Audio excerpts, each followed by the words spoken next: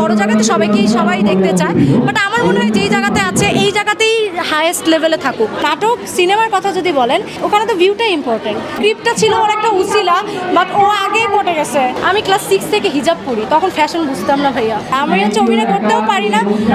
আমার মনে হয় আমি কখনো স্কিল অর্জন করতে পারবো, এটার অনেক স্কিল দরকার হয়।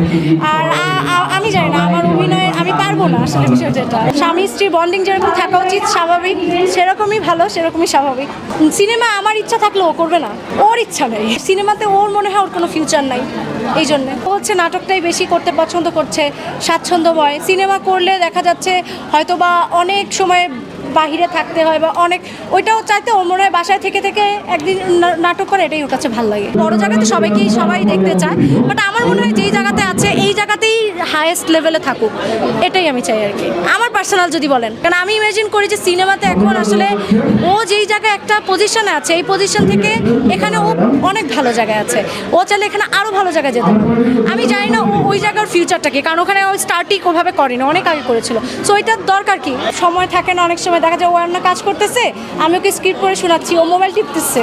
হ্যাঁ, কিন্তু আমাকে বলি স্ক্রিপ্টটা একটু পড়ে শোনাও তো, মানে তাহলে ওর কাছে সুবিধা হয়। তখন হচ্ছে আমাকে জিজ্ঞেস করা, আচ্ছা এখানে কি কোনো ইম্প্রোভাইজ ভালো লাগবে কিনা, এগুলো জিজ্ঞেস করে। তো তখন ওইটাতে হেল্প করি, বাট ওটাতে খুব একটা হেল্পফুল আমি না, অল্প কিছুই হেল্প করতে পারি। তারপর নাটক দেখার পর আমার কাছে মনে হয় এটা ওভাবে করলে বেশি ভালো হইতো, বা জিনিসটা না দিলে ভালো হইতো। ওর মেন্টাল সবচাইতে যেটা মেন্টাল সাপোর্ট সেটা দেই আর কি। আমি ক্লাস 6 থেকে হিজাব পড়ি, তখন ফ্যাশন বুঝতাম না ভাইয়া। নাটক সিনেমার কথা যদি বলেন, বিনোদন অঙ্গন, সেটা বিনোদনের জন্যই দেওয়া হয়। দর্শক যেটাতে বিনোদন পায় সেটাই করে। বিষয়টা আসলে এই হিসেবে দেখবেন, ওখানে তো ভিউটাই ইম্পর্টেন্ট, কে কোনটা বেশি পছন্দ করছে। আমার আসলে প্রমোশন নিয়ে এখনের ব্যস্ততাটা একটু বেশি, প্রচুর ব্যস্ততা। যেটা ঈদের সময়, যেহেতু সামনে কোরবানির ঈদ, যদিও ঈদের রোজার ঈদ না, তারপরেও সেই রোজার ঈদের মতোই ব্যস্ততা, মানে কমতি নাই কোনো। এই যে প্রত্যেকবার দেখতেছি নতুন স্টলার আসে, অনেকে নতুন উদ্যোক্তা থাকে, জানতে পারি যে নতুন একটা বিজনেস স্টার্ট করেছে, ভালোই লাগে এগুলো। স্ক্রিপ্টটা ছিল ওর একটা উসিলা, বাট ও আগেই পড়ে গেছে।